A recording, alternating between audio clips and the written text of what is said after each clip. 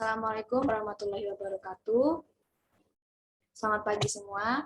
Sebelum memulai pembelajaran pada pagi hari ini, marilah kita berdoa sesuai agama dan kepercayaan masing-masing. Berdoa dimulai. Amin. Selesai.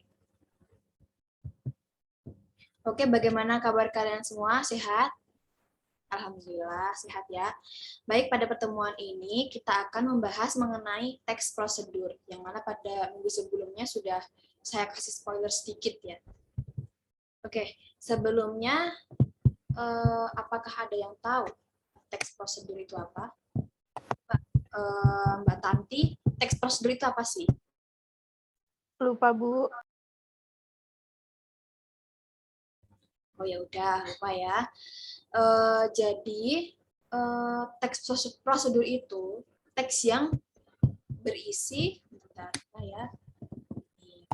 Teks prosedur itu teks yang berisi cara atau tujuan untuk membuat atau melakukan sesuatu dengan langkah demi langkah yang tepat secara berurutan sehingga menghasilkan sesuatu yang diinginkan.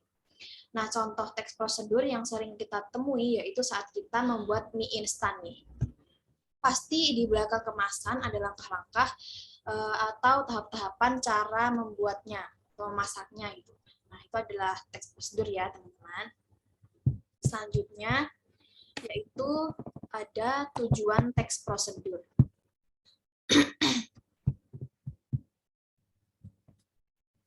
Nah, tujuan dari teks prosedur itu untuk menjelaskan kegiatan yang harus dilakukan agar si pembaca itu dapat secara tepat dan akurat mengikuti sebuah proses membuat sesuatu, melakukan suatu pekerjaan, atau menggunakan suatu alat.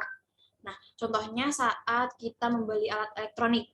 Nah, pasti kita awalnya tidak tahu cara menggunakannya bagaimana, terus cara merakitnya bagaimana, atau cara membenarkan saat rusak bagaimana. Nah, dengan adanya teks prosedur itu, kita jadi tahu nih gimana cara mengoperasikannya, cara merakitnya, dan lain-lain.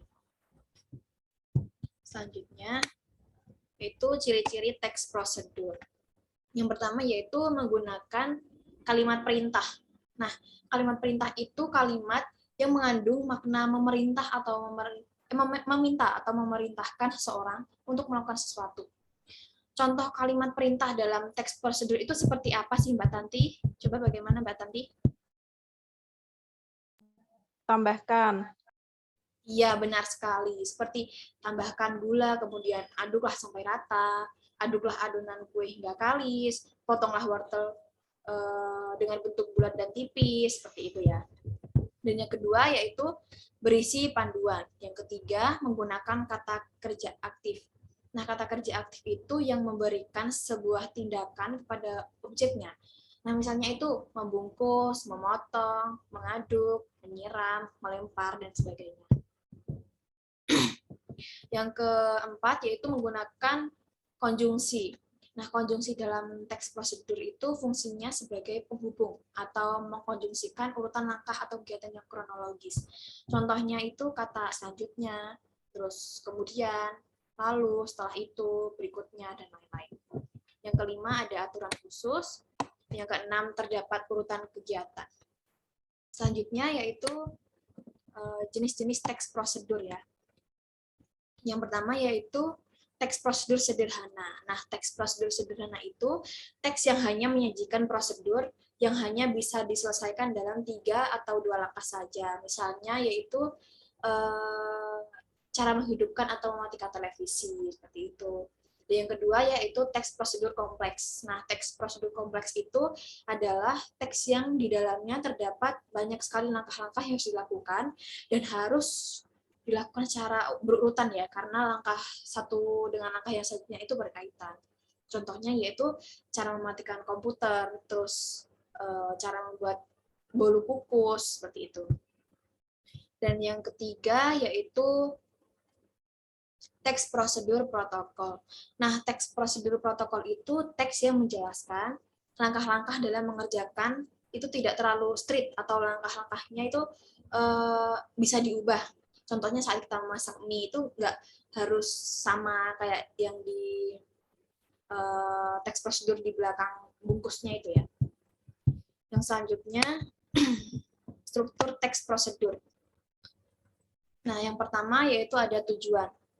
Dalam menulis teks prosedur itu harus ada tujuan yang berisi tentang hasil akhir yang hendak dicapai setelah melakukan beberapa tahapan yang dijelaskan dalam teks itu.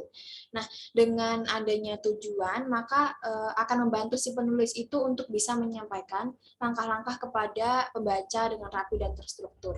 Yang kedua yaitu ada langkah-langkah. Nah, pada bagian langkah-langkah ini, penulis akan menuliskan atau menjelaskan secara runtut langkah yang diperlukan dalam membuat sesuatu hasil yang diharapkan sesuai dengan tujuan dari teks prosedur tersebut.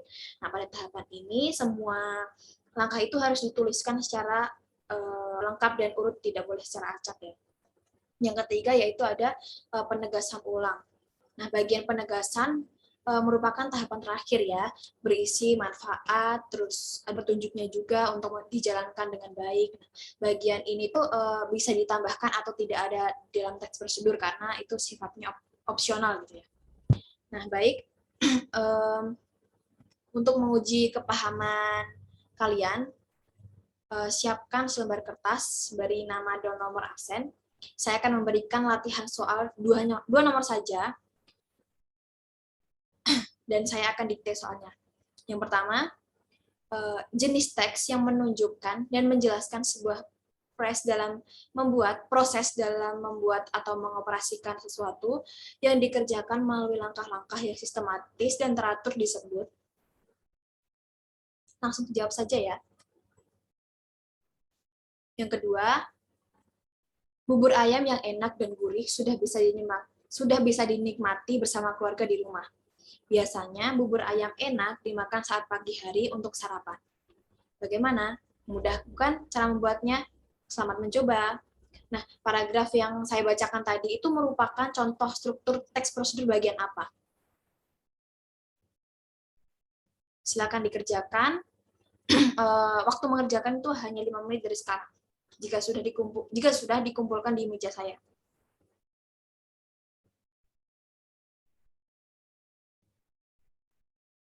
Baik, teman-teman, terima kasih atas pengerjaannya yang tepat waktu ya, nggak ada yang molor. Nah, dapat disimpulkan ya bahwa pembacaan pada hari ini bahwa teks prosedur itu teks yang berisi cara atau tujuan untuk membuat atau melakukan sesuatu agar si pembacanya itu dapat secara tepat dan akurat mengikuti sebuah proses membuat sesuatu gitu ya, melakukan sesuatu pekerjaan dan menggunakan suatu alat gitu. Nah, untuk PR-nya kalian mencari contoh teks prosedur yang kalian jumpai dalam kehidupan sehari-hari. Satu saja. Dikumpulkan di WA group paling lambat besok pukul 12 malam ya. Oke, sebelum mengakhiri pembelajaran pada hari ini, saya berharap teman-teman semua semakin giat belajar ya. Karena nantinya ilmu itu juga untuk diri kalian sendiri. Oh ya, minggu depan kita akan mempelajari materi tentang debat ya teman-teman, dipersiapkan dengan baik. Baik, kita akhiri saja pembelajaran pada hari ini dengan berdoa menurut kepercayaan dan agama masing-masing. Berdoa dimulai. Selesai. Cukup sekian dari saya, kurang lebihnya mohon maaf. Wassalamualaikum warahmatullahi wabarakatuh. Terima kasih, Bu.